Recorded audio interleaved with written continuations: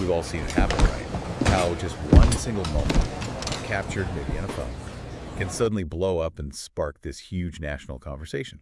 Especially when it hits on things we all feel pretty strongly about, like respect and honor and family. Absolutely. Those core values. So today we're doing a deep dive into exactly that kind of story. Yeah. You might have seen it doing the rounds online. It involves a quiet diner, a really dignified older veteran, a disruptive biker, and then the veteran's son. Right. And the son's response just completely flipped the script, turning this private moment of humiliation into this massive public statement. Yeah. Our goal here isn't just to piece together what happened from the different stories out there, but to really unpack why. Why did the story hit such a nerve? Why did it become so much more than just, another viral clip? Well, what's really compelling, I think, is how you have these different versions of the story, right? They vary a bit in the details, but they all seem to circle around these almost archetypal themes. It stops being just about one incident in one town. Right. It becomes a mirror reflecting these deeper cultural ideas, tapping into what we collectively hold sacred, maybe, and how we think about justice. Okay. So we'll be looking closely at the emotional moments, the narrative choices, and how the story was told that pushed it from this little diner into, like you said, a global symbol. What does it tell us about how we all understand things like dignity, protection, and those unwritten rules of respect? That idea, the unwritten rules. Yeah. Yeah, and you mentioned the diner, that sense of established routine. It feels so important. It's the backdrop for everything that happens next. It really is. So let's get into that setting a bit more, because the sources, they paint such a vivid picture. We're talking about your classic American diner. Often it's called Maggie's, right? Which sounds immediately warm, familiar. Yeah, instantly comforting. Yeah. Picture this place, maybe tucked away in, say, rural Tennessee. The kind of spot where the air smells like, bacon sizzling, fresh coffee, maybe even a little bit of pine from outside if it's rained. That classic diner smell. Exactly. And you've got those gentle flickering lights over the mica tables, the ones worn smooth from years and years of people eating breakfast. Right. Countless cups of coffee. Maggie's wasn't just like a building. It feels like a character itself in this story.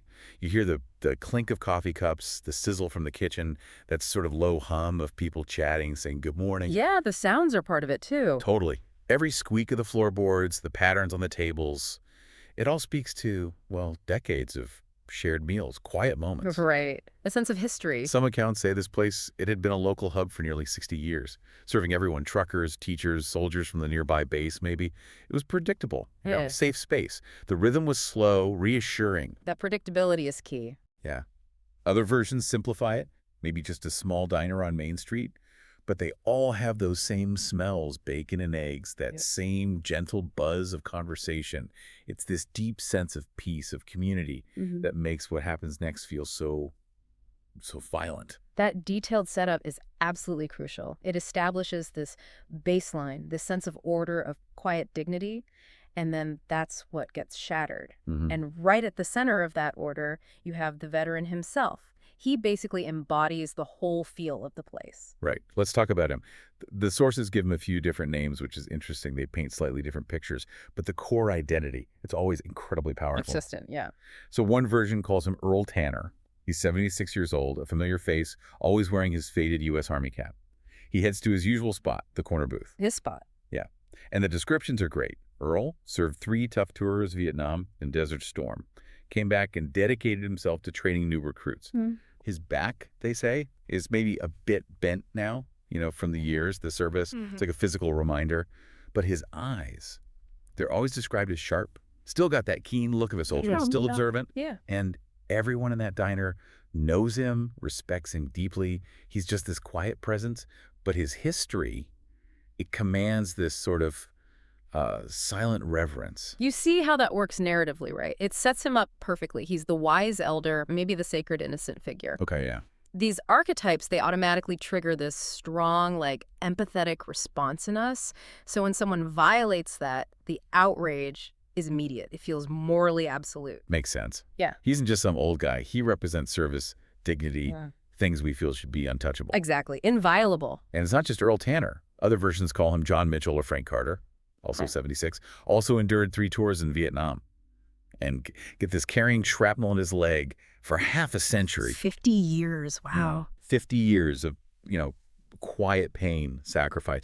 This Frank, he spends his retirement sipping coffee in that same diner every single morning. It's his ritual, his peace. That routine again, hard-earned peace. And then there's another version with Henry. Again, 76, war veteran. Always in his spot by the window. Straight back, silver hair neat, eyes still sharp from his service years. Known for being calm, having this quiet pride. Just carried his past with this sort of stoic grace. So across all these different names, you get this incredibly consistent picture, right? Dignified, quiet elder. A pillar of the community. Carrying this immense history. They're not looking for trouble. They are peace and quiet dignity, which makes the contrast with the biker just so stark. And that consistency is what's so effective. The focus on their age, the visible signs of service, that cap, the shrapnel story, the straight posture, and just how unassuming they are. They aren't presented as, aggressive or powerful figures in that moment. They embody quiet sacrifice, a lifetime of duty. And that immediately pulls you and creates this moral clarity, disrespecting this guy. That's a serious offense against our values. It primes you for a really strong reaction. And then boom, the peace is just shattered irrevocably. This is where the disruptive force, the uninvited guest, bursts in. The antithesis. Completely. He's the exact opposite of everything the diner and the veterans stand for. Yeah. In one version, he's Trent Bruiser, Malaloy, tall, broad, full of swagger, leather jacket covered in gang patches. Right, the visuals are immediate. And the source explicitly says he didn't take kindly to people in uniform. Right away, you know he's the antagonist. Yeah, that characterization is so deliberate. It plays right into these common images of, antisocial behavior. The hulking broad, the leather, the patches. It's an instant visual threat. And the details, like laughing too loud or shoving a waitress, that's not just description. It's showing active disrespect, a disregard for everyone else. He's designed to be the bad guy, straight up. Exactly. Another source calls him Spike or maybe Patch. Similar description, hulking, dark leather vest, strides in like he owns the place. Yeah, got that entitlement. He's loud, disruptive, pushes a waitress aside, and his breath, heavy with whiskey, obvious he's been drinking. Okay, so impaired judgment, lack of control, adds to the threat. Yeah. In other versions, maybe the biker's unnamed, but still. Large frame, tough look, loud, boasting, words slurring a bit, clearly been drinking. So whatever the name, the core is identical. He's an immediate aggressive contrast to the calm, a disruption. His arrival just cranks the tension way up in that quiet place. And what's significant there is how immediately he's positioned as the aggressor, almost like a force of chaos entering this ordered space. The loudness, the smell of whiskey, it signals not just a threat, but this lack of self-control, this inherent disrespect for a shared space. It creates this instant moral imbalance that the story, feels like it needs to correct. And the provocation happens almost instantly. It's a direct hit on the veteran's dignity. Across all the accounts, it starts with something totally unprovoked. Pure contempt. Right, the veteran did nothing to invite this. Nothing. So maybe it's that sneering comment about the veteran's cap, nice hat, grandpa. One source quotes Bruiser saying just before he yanks it off Earl's head, throws it on the ground. Ugh, so disrespectful. Or, in another version, it's actually the veteran who speaks first, just a quiet plea. Show some respect, and that ignites the confrontation. So the veteran trying to uphold dignity actually triggers more aggression. Yeah. Some versions even say the biker's words were slurred, dismissing the veteran's age, like scoffing about how useless veterans are, just trying to dominate. Wow. In those accounts, Henry, the veteran, he tries to avoid it, just keeps looking at his plate, a kind of silent defiance. But it's that first brazen act of disrespect, verbal or physical, that's the fuse, lights the whole powder keg. And that's critical, emphasizing the unprovoked nature of it.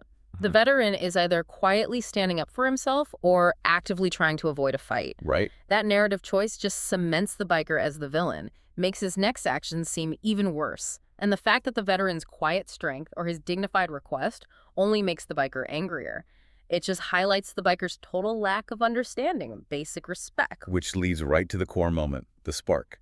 What happens next is fast, it's shocking, and it's deeply humiliating. The act itself, described with chilling consistency everywhere. The biker raises his hand and, like the DSX source puts it, just slapped Earl across the face. Just like that. Yeah. And the other accounts use this really visceral language. Yeah. The sharp sound of a hand smacking skin rang out across the diner. Or The sharp crack of flesh striking flesh echoed. You can almost hear it. Exactly. One version even says the slap was so hard it knocked Henry's glasses right off his face. His head snaps back from the force.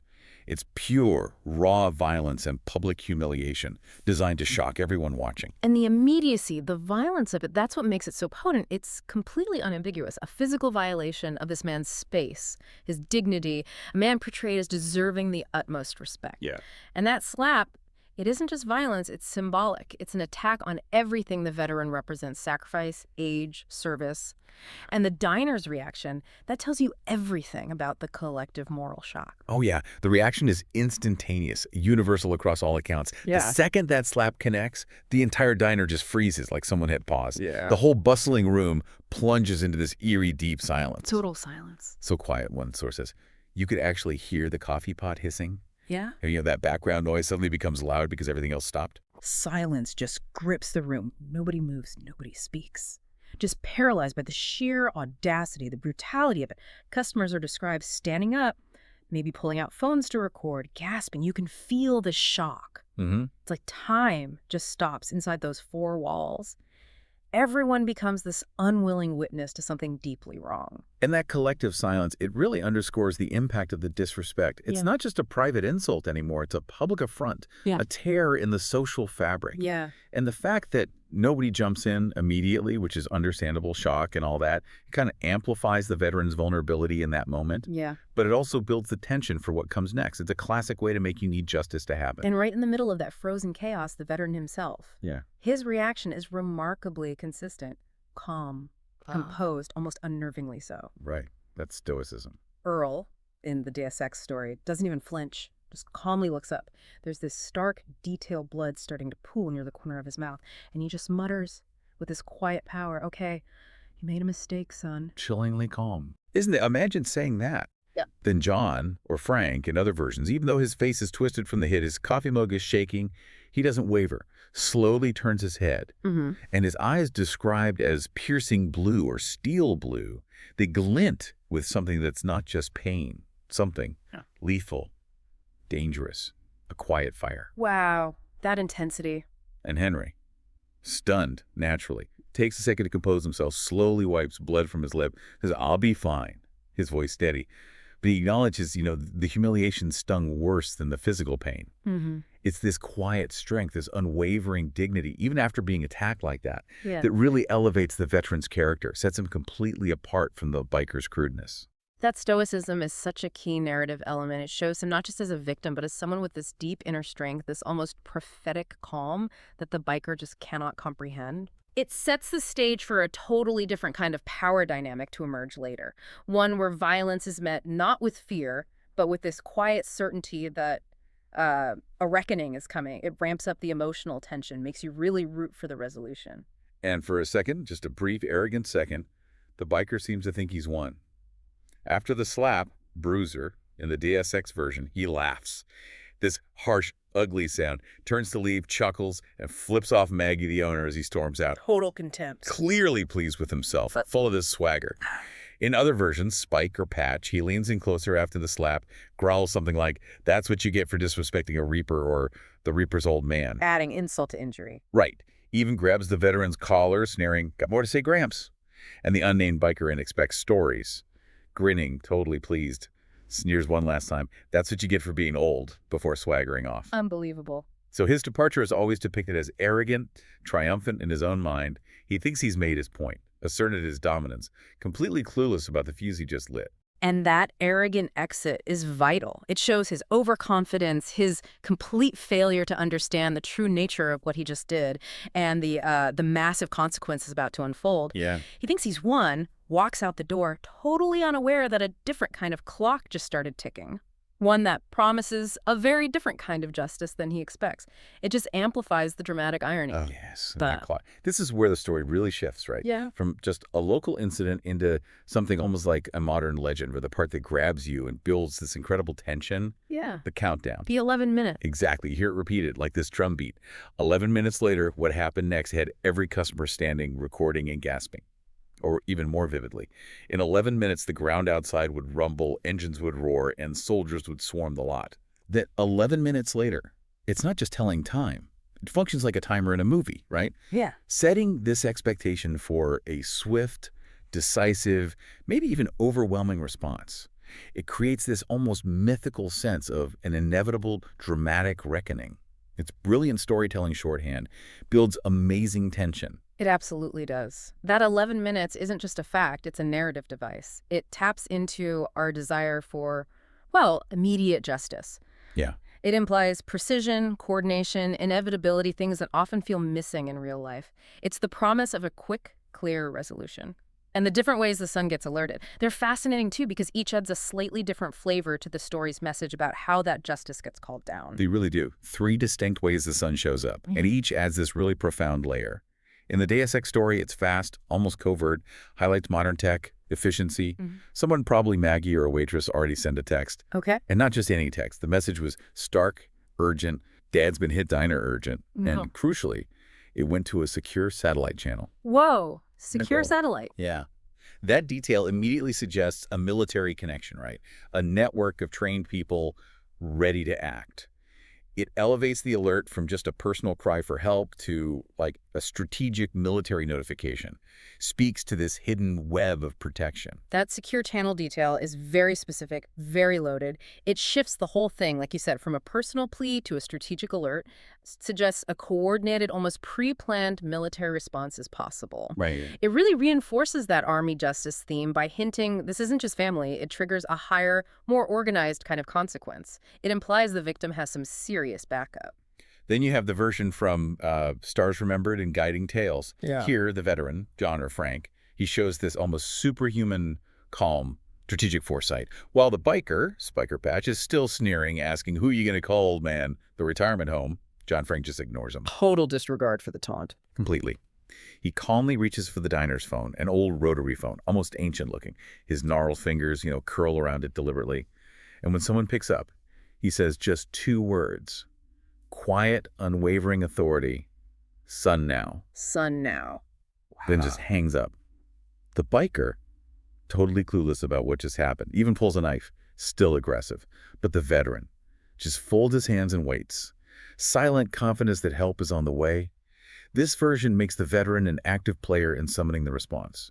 Shows this quiet internal power. That rotary phone detail is incredibly powerful, isn't it? It contrasts so sharply with the biker's modern, crude aggression. And the veteran's minimal words, son now, it conveys absolute authority, trust, this deep unspoken bond. Yeah. It transforms him from just a victim into like the strategic commander of his own justice, master of a different kind of power. It's about leveraging relationships, not just physical strength. And finally, from Expect Stories, there's this twist of fate, almost miraculous. Henry, the veteran in this one, he doesn't call anybody. It's pure coincidence, but perfectly timed. His son, Jack, who's been deployed overseas for years, Henry hasn't seen him in ages, just happens to pull up outside the diner right then. No way. Just happens to be there. Just happens to be there. Jack, wearing his military uniform, walks in fast, purposeful, scanning the room, maybe senses the weird silence. The waitress, Sarah, sees Henry, puts 2 and 2 together, and quickly explains what happened. Okay. And Jack's expression, it says, shifts instantly from calm to something darker, dangerous the second he sees his dad, bloodied up. That visual confirmation of the injustice. This version adds this element of, like, destiny, serendipity, makes the coming justice feel even more fated, maybe. That unexpected arrival narrative, it really taps into that sense of providential justice, like the universe itself is stepping in to fix things. Yeah, exactly. It's less about the veteran actively calling for help and more about fate intervening. Underscores the idea that some acts are just so wrong, they will be answered for one way or another. So you have these different ways the call goes out: strategic text, quiet command, pure chance, highlighting different kinds of agency, different kinds of destiny maybe, all leading to the same powerful result. Speaks to how we imagine justice working. And then right on cue, 11 minutes on the dot, the cavalry arrives. Yeah. And it's pure cinema.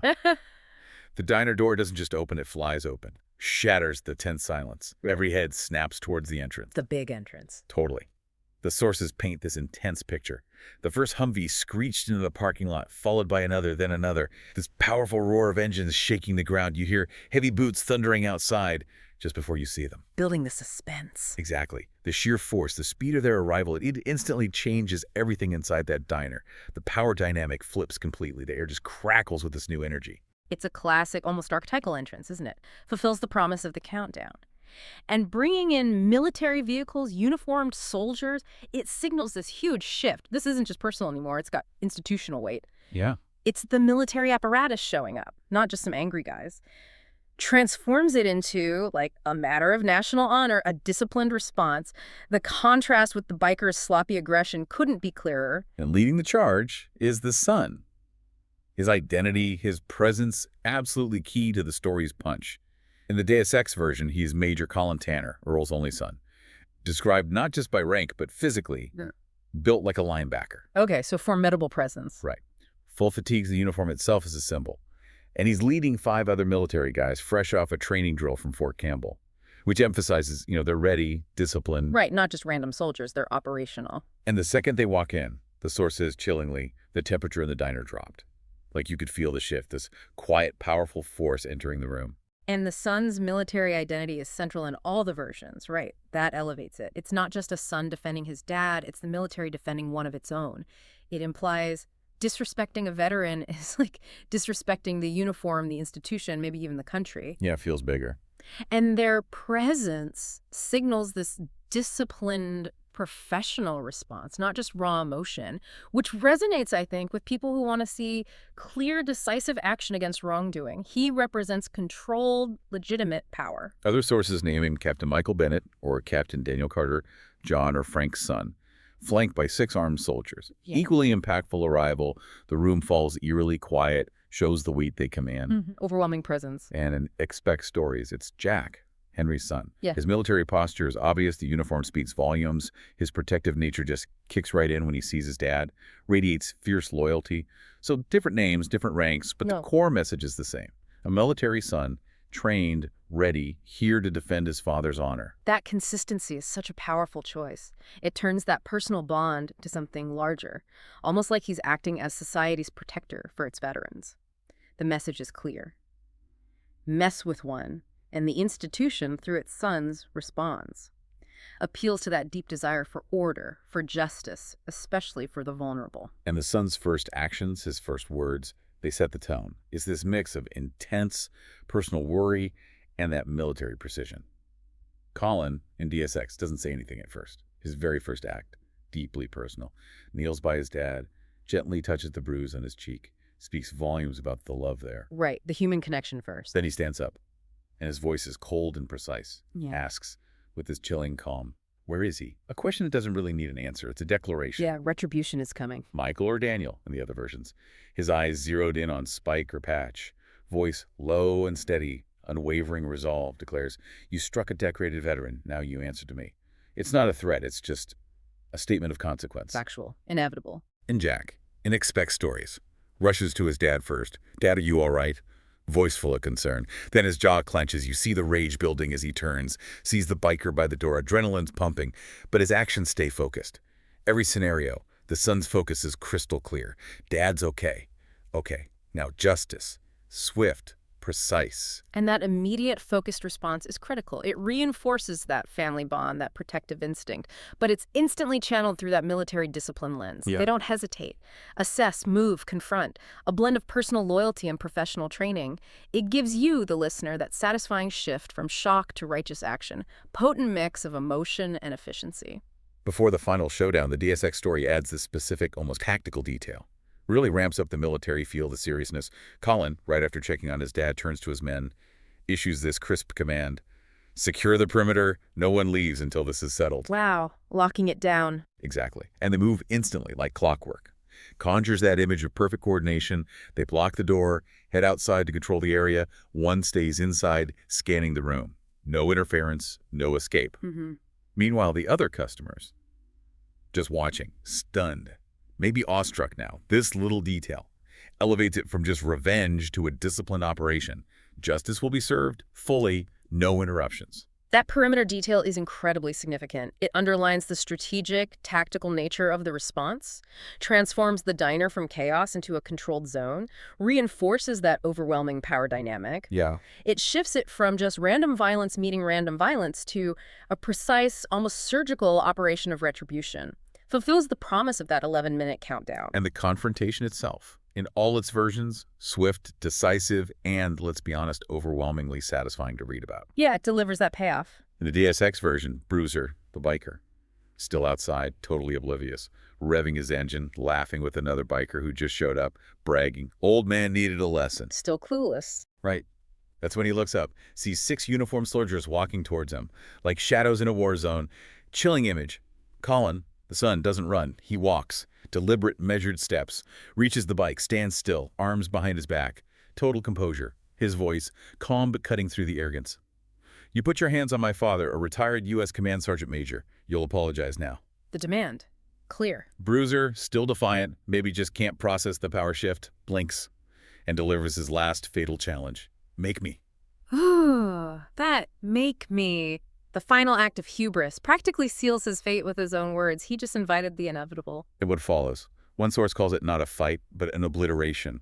The language is deliberate. Total dominance. Yeah, not a contest. Colin, with chilling precision, takes Bruiser down. One twist of his arm and a pivot of his body. Pins him instantly. Knee to the back, a tactical grip that could dislocate a shoulder in seconds. Trained response. Yeah. Efficient. In Colin's words, "I asked you nicely. This is me not asking nicely." While this happens, his men stand guard, keeping the perimeter. Onlookers are filming now, documenting it. Public record. The second biker tries to jump in. Met the asphalt before he got 2 steps. Another swift takedown. By the time local cops show up, Fort Campbell officers are already there. Higher jurisdiction, coordination. Colin just states, "We have it under control." Offers up the diner's camera footage, a dozen eyewitness statements. Military precision, delivering undeniable justice. Efficient, overwhelming. This version really emphasizes that overwhelming force, the complete lack of resistance from the biker. Less a brawl, more an execution of justice. Right. And having Fort Campbell MPs there providing evidence immediately reinforces this idea of a legitimate, even if fast, military intervention. Taps into that desire for unambiguous consequences, where the protectors are both powerful and justified. It's almost like a wish fulfillment fantasy of total control, immediate accountability. Other accounts give slightly different but equally decisive endings, each with its own flavor of justice. In Stars Remembered and Guiding Tales, the biker is still aggressive. Spiker Patch lunges with a knife, Escalates again. but gets instantly disarmed by a soldier. Swift, brutal move, shows their training.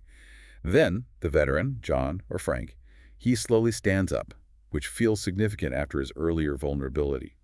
Locks eyes with his son, says quietly, "He doesn't walk away, Mike," or "He doesn't get to walk away, Danny." A clear instruction. The father gives the order. Yeah. And the son gives this curt nod. Yeah. He won't.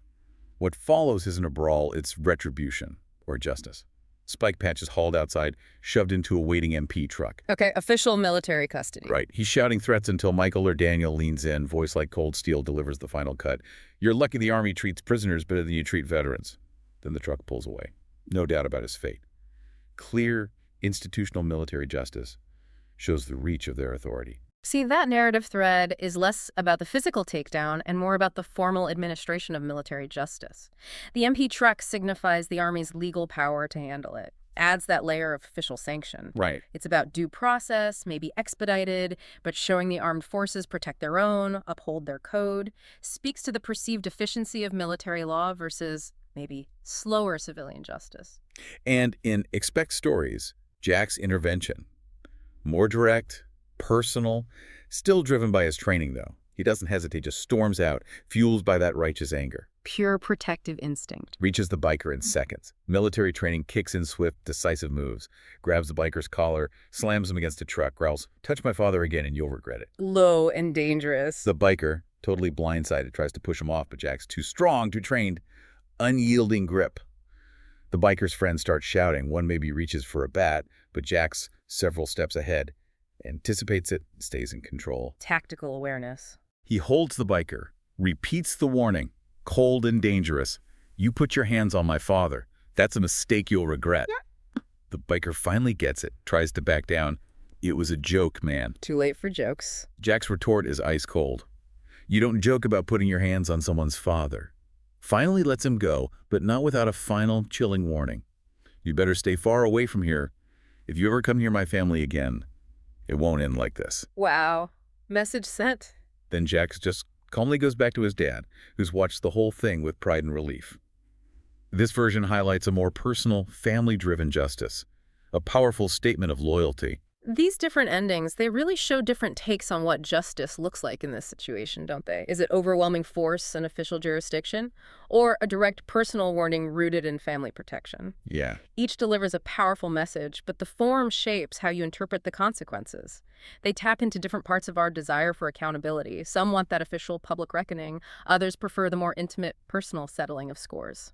Once the dust settles, the veteran's own words come through, his wisdom, offering these statements that really become the emotional, philosophical heart of the whole story. Right, the reflection afterwards. Back inside, Earl, from DSX, calmly finishes his coffee, symbolic return to that quiet routine that got shattered. The source says he didn't want the drama, didn't ask his son's unit to show up. But he knew the world needed reminding. As reporters start showing up, drawn by the sirens maybe, he speaks softly, voice heavy with experience. People forget, he says.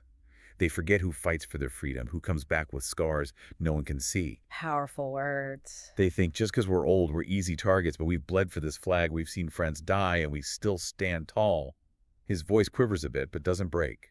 That's strength. Enduring strength. And then when they ask him why he didn't fight back him, a trained soldier, his answer is just profound, distills his whole life's work. Because I already fought enough wars. I don't need to raise my hand I raised to son. Wow. That line, that's the emotional core right there. Isn't it? Just resonates so deeply. Goes way beyond the incident. Speaks to legacy, sacrifice, pride in the next generation. That statement from Earl, it anchors the whole Deus Ex narrative, emotionally, philosophically. It's dignity, sacrifice, pride in the legacy built through his son. It reframes the whole thing, not just an assault, but this powerful affirmation of values, a veteran's contribution extending beyond combat. Yeah. It implies true strength isn't endless fighting, but cultivating the values that defend society later. He's basically saying his greatest victory was raising his son right. Other accounts offer simpler, but still really moving reflections. Different facets, John or Frank.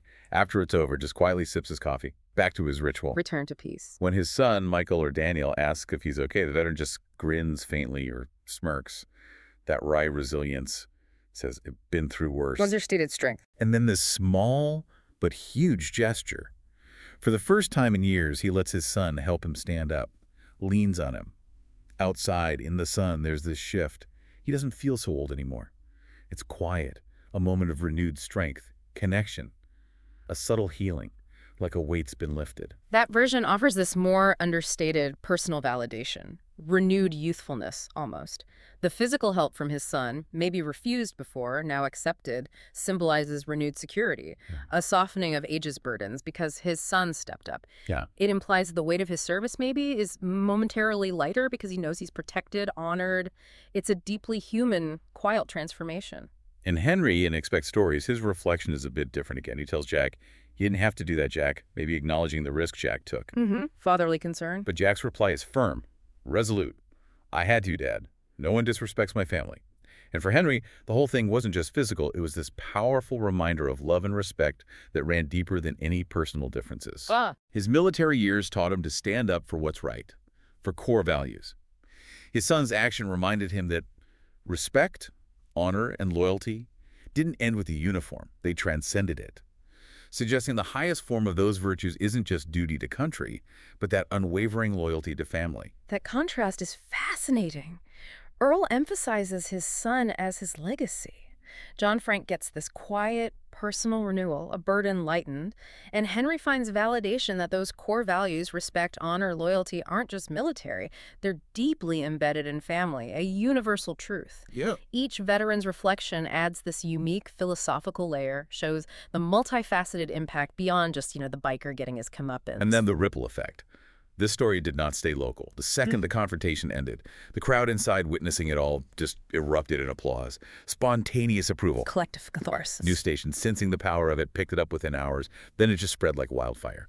Yeah. Twitter, TikTok, YouTube, everywhere. The story of the biker slapping a veteran getting publicly humbled by his patriotic son became a national symbol overnight. Viral phenomenon. Memes everywhere, amplifying it with humor, with outrage.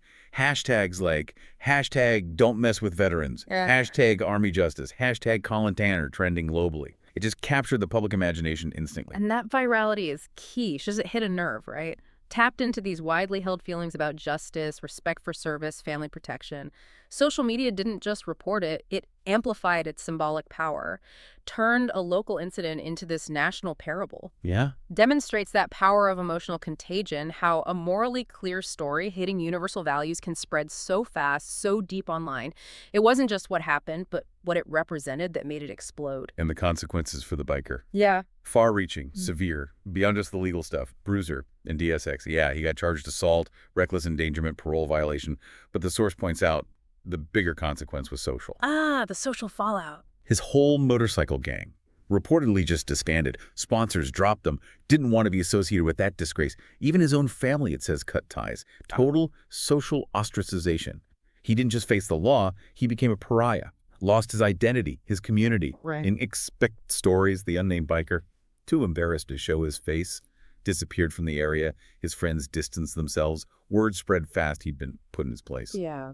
So yeah, beyond the courtroom, profound, lasting social accountability. That dual consequence, legal and social, is important. Shows justice isn't always just the courts. Sometimes public opinion, community rejection delivers an equally potent, maybe even more devastating punishment. The social shunning, it speaks to this collective moral judgment. The community, amplified by social media, rejects the guy who violated its core rules. Shows the power of shared values to enforce norms, especially when they're broken so blatantly. But the flip side, the positive recognition for the veteran and his son, equally profound, enduring.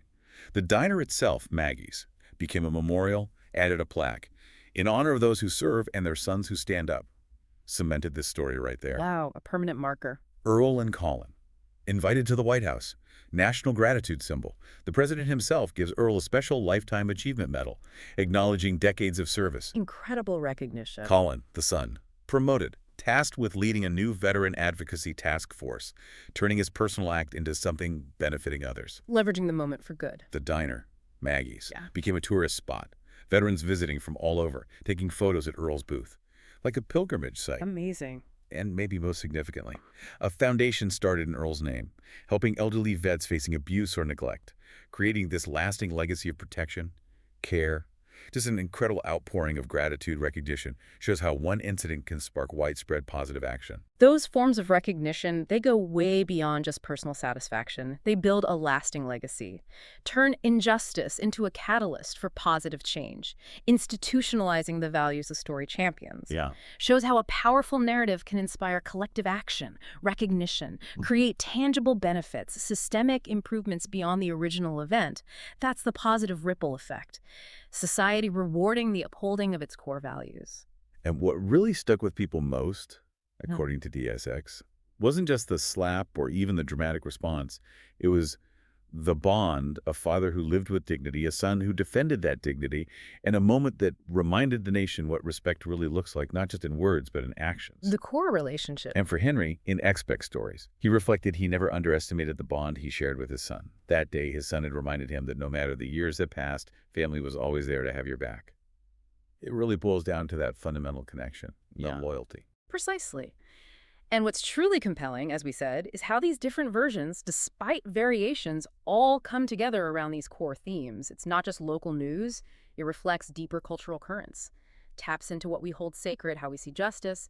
The power isn't just the story, it's how it acts as this cultural mirror. So here's where it gets really interesting.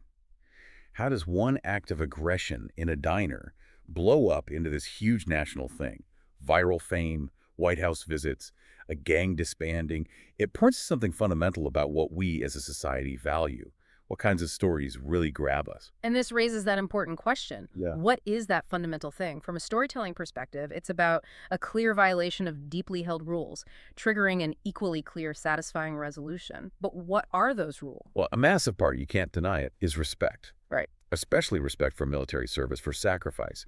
That immediate gut reaction when someone disrespects the uniform the veterans passed, there's this almost instinctual feeling that these people gave so much they deserve unwavering respect.